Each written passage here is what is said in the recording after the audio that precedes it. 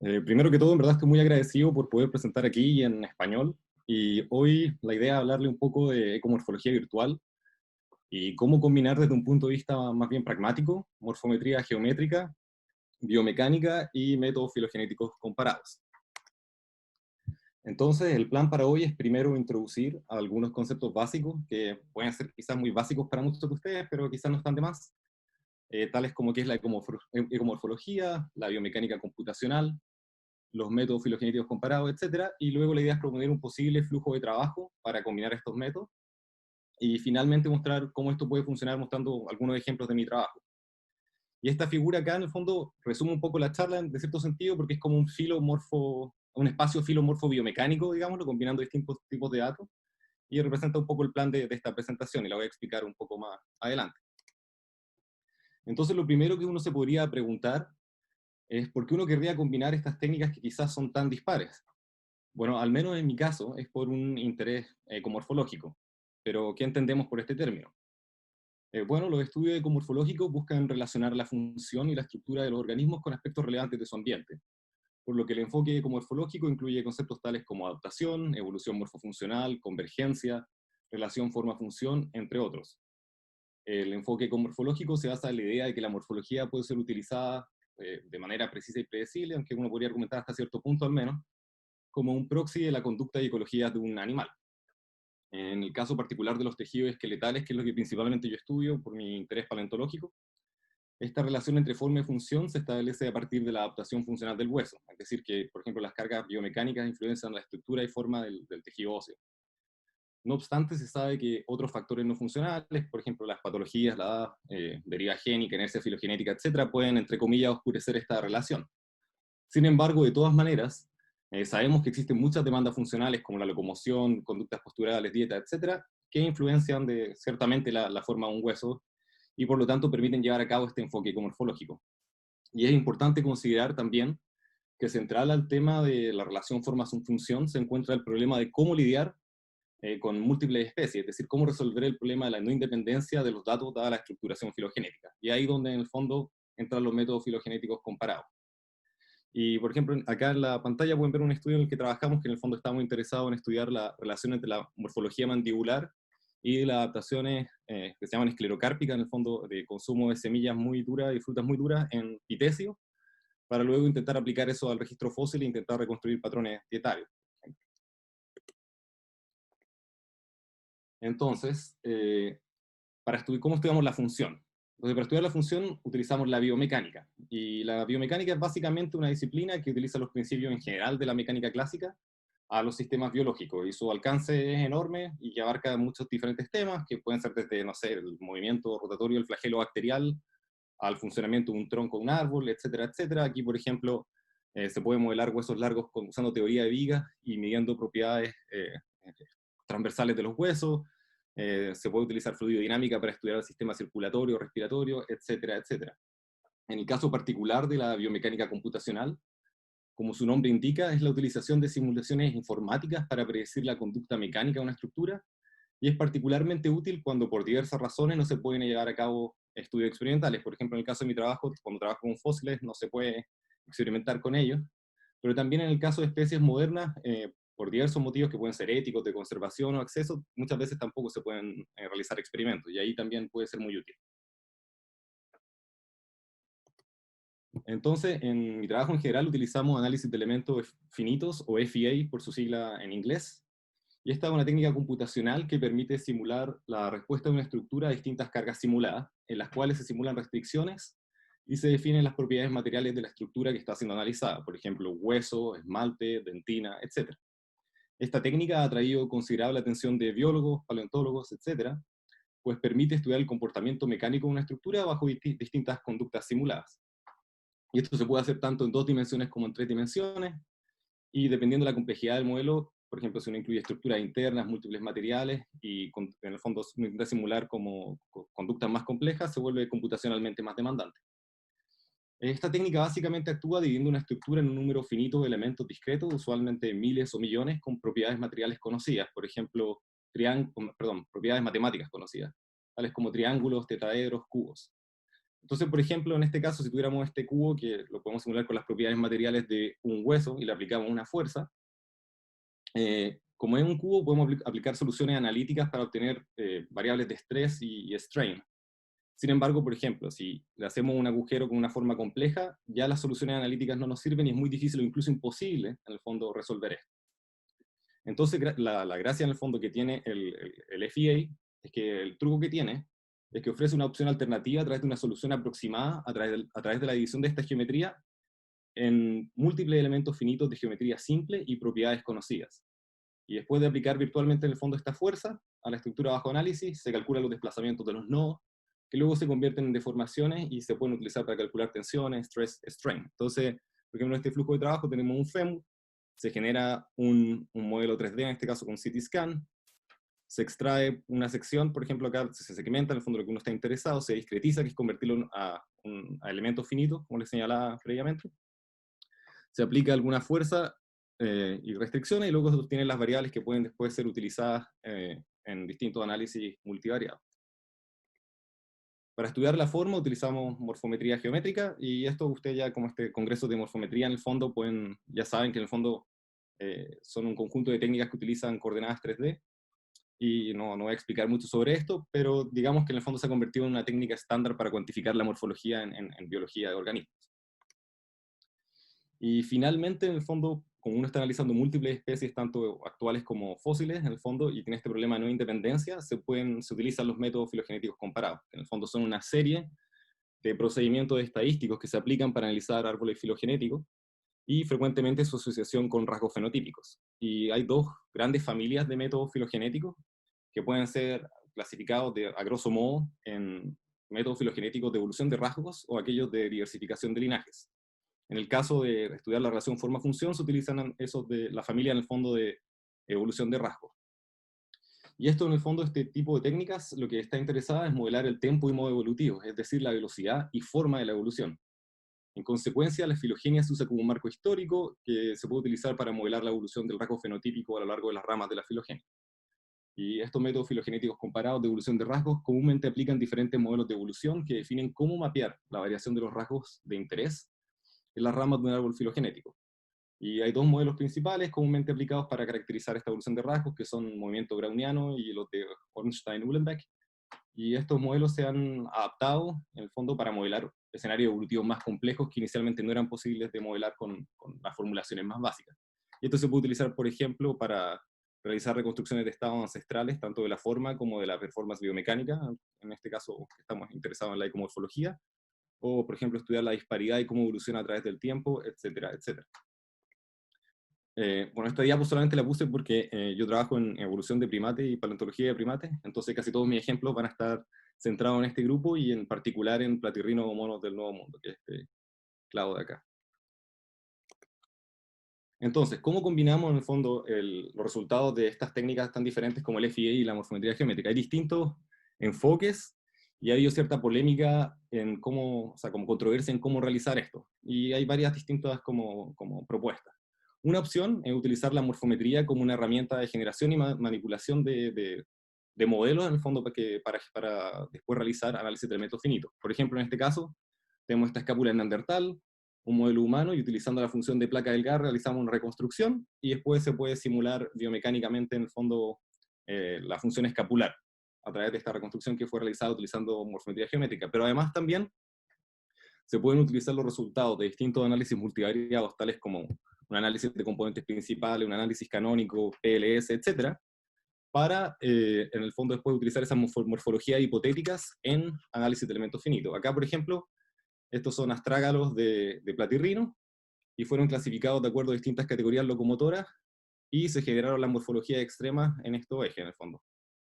Y esto después, estos modelos extremos que representan morfologías que no existen, que mejor distinguen entre estas tres categorías locomotoras, fueron utilizadas para realizar análisis de elementos finitos y compararlos con un grupo de fósiles. Otra opción es utilizar la morfometría como una herramienta para analizar las deformaciones que resultan después de un análisis de FEA. Entonces, por ejemplo, acá lo que se usa en el fondo es, por una opción es primero, utilizar los landmarks que mismos se utilizaron para colectar la forma y básicamente extraer en el fondo las variables de estrés directamente, o se realiza el FEA y luego los resultados de esas deformaciones, porque en el fondo al aplicar una fuerza ocurren deformaciones, y esas deformaciones son cambios en la forma. Y eso se puede utilizar en el fondo como variable en un análisis multivariado, asumiendo que obviamente también como es variación en forma y tamaño, estos análisis se realizan en el espacio de size and shape space, digamos. Entonces, por ejemplo, aquí comparamos una población agricultora contra una cazadora-recolectora en su morfología femoral, estas son poblaciones bioarqueológicas, y se aplicaron distintas fuerzas simuladas, y acá está el promedio multivariado sin que se le haya aplicado ninguna fuerza encima, y se comparó con las deformaciones en el fondo que ocurren al combinar estos distintos regímenes biomecánicos. Y se ve que hay cierta distinción entre estas poblaciones. Finalmente, el tercer enfoque es combinar los resultados de ambas técnicas utilizando técnicas multivariadas estándar. En este sentido, los resultados de FEA y morfometría se han utilizado para explorar preguntas funcionales en morfología, como morfología, macroevolución, etc., aplicando métodos estadísticos estándares como regresiones multivariadas, ANOVA, PLS, etc. Y diversos autores han intentado vincular el rendimiento funcional, es decir, que se puede medir como estrés o strain, y datos de forma, como pueden ser componentes principales o coordenadas de procrustes. Y utilizando los resultados de ambas técnicas, las hipótesis evolutivas además se pueden poner a prueba para comprender los posibles mecanismos que subyacen a las diferencias fenotípicas observadas. Entonces, por un lado, en el fondo se puede ver la relación entre ambos, pero además, con una filogenia bien resuelta, es posible probar diferentes modelos evolutivos, como los que señala el movimiento browniano, radiación adaptativa, selección direccional, éstasis, distintos modelos de selección estabilizadora o de Ornstein-Uhlenbeck, para testear la congruencia de estos modelos con los datos fenotípicos utilizados en un marco de máxima verosimilitud. Y así es posible evaluar qué posible escenario evolutivo mejor explica el patrón fenotípico observado. En este trabajo en particular, analizamos, por ejemplo, la morfología mandibular de distintas especies de primates y de homininos, y simulamos 4 mordidas diferentes, y además analizamos la morfología mandibular, y utilizando un análisis de PLS, teniendo en cuenta la información filogenética, vimos la relación entre ambas variables. Entonces, teniendo en cuenta lo anterior, es posible sugerir un flujo de trabajo para combinar estas tres técnicas. Digamos que este no es un flujo único, sino que hay distintas opciones. Pero acá, por ejemplo, uno puede tener una pregunta de investigación como cómo se movían distintas especies de platirrino en el pasado, especies fósiles, y por un lado, colectar datos en el fondo morfométrico, realizar un análisis de componentes principales, por el otro, simulaciones biomecánicas, utilizando FEA, y obtener variables de estrés, las variables de la forma, y combinar ambas, por ejemplo, en este espacio filomorfo biomecánico, llamémoslo, donde estos dos primeros ejes muestran cambio en la forma, y el tercero representa diferencia en estrés, y además sobre esto se plotea, en el fondo se mapea la filogenia. Y con esto después se pueden realizar, por ejemplo, utilizando métodos filogenéticos comparados, reconstrucción de estados ancestrales tanto de estrés como de forma, poner a prueba distintos modelos evolutivos, en el fondo, que podrían explicar estas diferencias, como pueden ser diferencias de locomoción, o por clado, o por diferencias en el nicho, y además utilizar estos, en el fondo, valores para predecir, en el fondo, o inferir la locomoción en distintas especies fósiles. Entonces ahora voy a mostrar algunos ejemplos, de nuevo enfocándome en el astrágalo platirrino, que es algo que he trabajado mucho. Entonces, nuestra capacidad para reconstruir, por ejemplo, los hábitos de un primate extinto a partir de sus huesos está obviamente ligado a nuestra comprensión de cómo la forma de los huesos de los primates vivos varía con su comportamiento. En el caso de los platirrinos, después de los dientes, el astrágalo o talo es probablemente el elemento anatómico más comúnmente preservado en el registro fósil de los platirrinos. Y es importante además destacar que la morfología talar puede proporcionar información sobre adaptaciones posturales debido a su interconexión con otros huesos del pie. En el fondo, este hueso es la principal conexión mecánica entre la pierna y el pie, y es responsable de transmitir el peso corporal, así como de proporcionar estabilidad y movilidad durante diferentes comportamientos locomotores.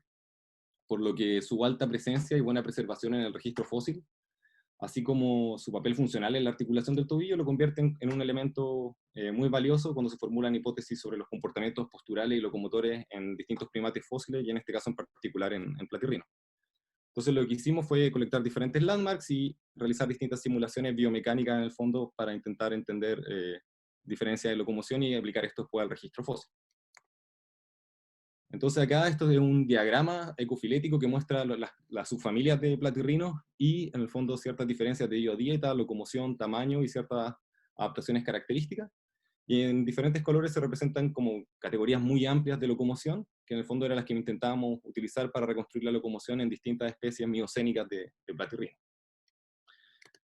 Entonces, lo primero que hicimos, como dije, fue colectar datos de la forma y realizamos un análisis de componentes principales. En este caso están coloreados por subfamilia y en rojo están los fósiles.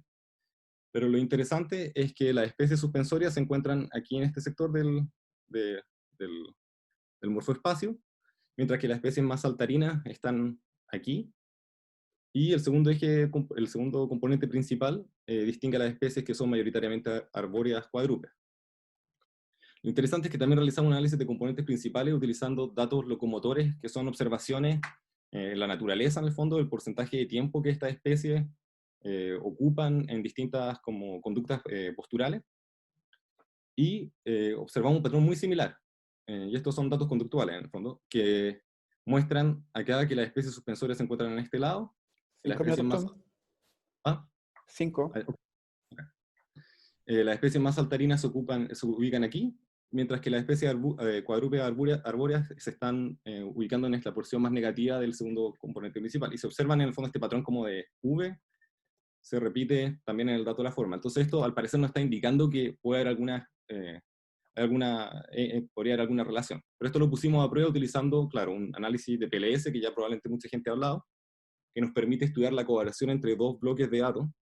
Y acá tuvimos en cuenta la información filogenética de los datos y la incorporamos, y se observa que hay una relación muy alta, lo cual significa que la morfología talar sí puede ser utilizada para predecir con mucha confianza en el fondo la conducta locomotora. Y esto más lo complementamos realizando el mismo análisis, pero con los datos de estrés derivados de los análisis de elementos finitos.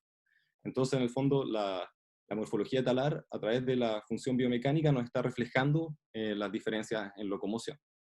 Y esto es muy interesante y en el fondo nos da mucha tranquilidad para después aplicar esto en el fondo en el registro fósil.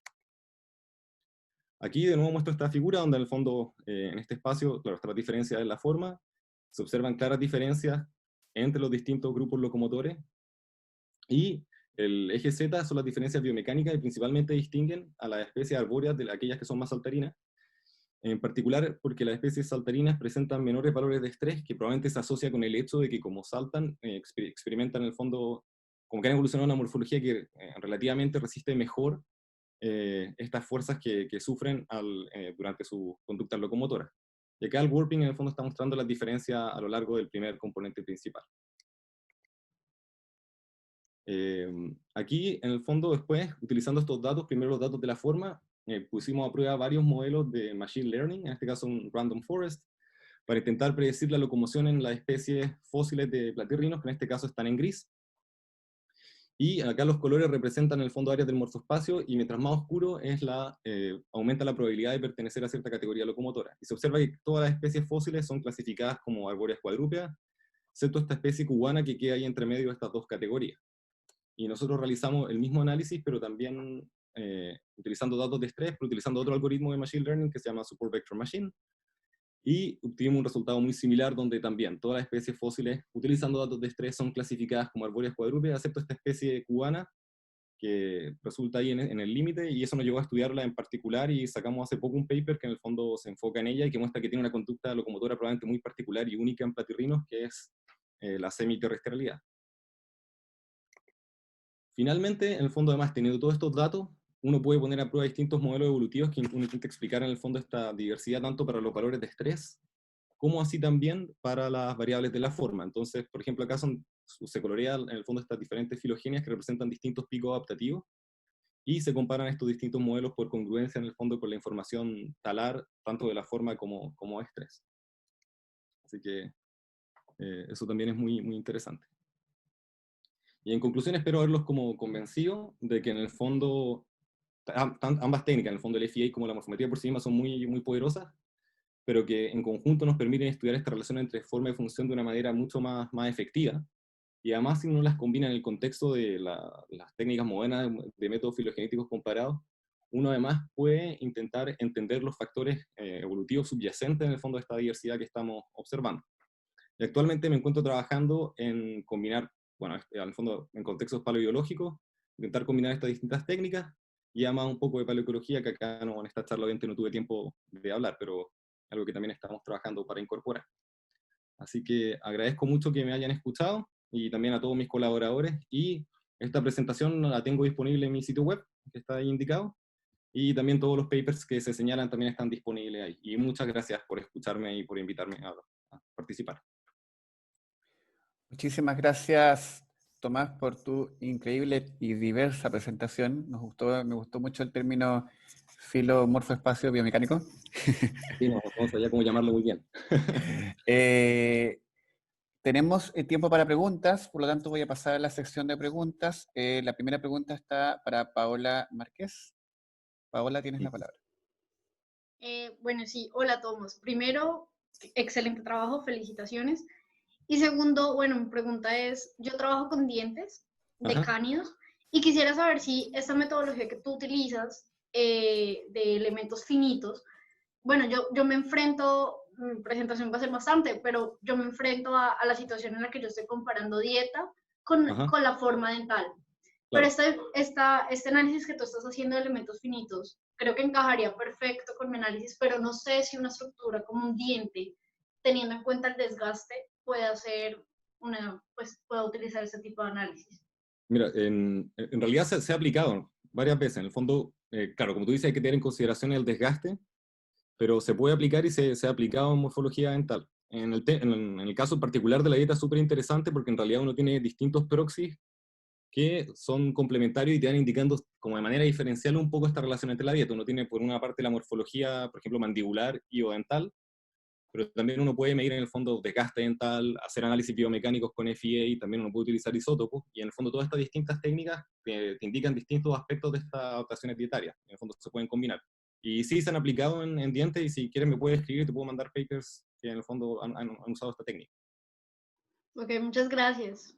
No hay problema. Súper, voy a pasar a la siguiente pregunta. Tenemos varias preguntas. La siguiente es Sandra. Uh-huh. Hola, ¿me Hola, hola. escucha? Sí, sí. Hola, Tomás. Oye, felicidades por tu trabajo, está padrísimo. Ya había visto algunos artículos. Yo muero de ganas de hacer elementos finitos. El problema es que no tengo reconstrucciones tridimensionales. Uh-huh. Pero ahorita que estaba viendo los mapas de estrés sobre el hueso, se me ocurrió, y no sé qué tanto sentido tengan, ¿no? Uh-huh. Que digamos que el mapa de las zonas de estrés en el hueso podría funcionar como una hipótesis de modularidad. Podrían No. hacerse pruebas entre las zonas que sugieren los mapas de estrés sobre el hueso. Claro, eso está interesante y no lo he visto en realidad, no lo había pensado, pero claro, o sea, perfectamente se puede hacer. Y por otro lado, incluso como te señalé al comienzo, también se puede hacer FEA con datos 2D también. Obviamente son modelos más sencillos, que claro, pueden ser un poco menos realistas, pero tienen la ventaja que son mucho más computacionalmente menos demandantes y se pueden hacer mucho y muy rápido. Eso también se puede. Ok, pues te voy a escribir. Sí, sí, no hay problema. Muchas gracias por tu charla. De nada. Súper, pasamos a la siguiente pregunta. Esta le corresponde a Julio Torres. Creo que me queda Ujú. tiempo para solamente, de ahí voy a revisar, pero dejo la palabra a Julio. ¿Escuchan? Hola. Julio, ¿Sí, me escucha? Sí, sí, perfecto. Hola, ¿qué tal? Primero que nada, felicidades. Por casualidad, yo leí tu tesis, encontré y me parece una guía espectacular para empezar en ese tema. Perfecto, Mi sí. consulta más que nada con respecto a la aplicación de Machine Learning, Sí. porque en general veo que se aplica muy poco. Creo que, o sea, principalmente por el tema de la no independencia Ujú. de, de los targets, digamos, en este caso. Entonces quería preguntarte en qué situaciones se aplica y en qué situaciones no.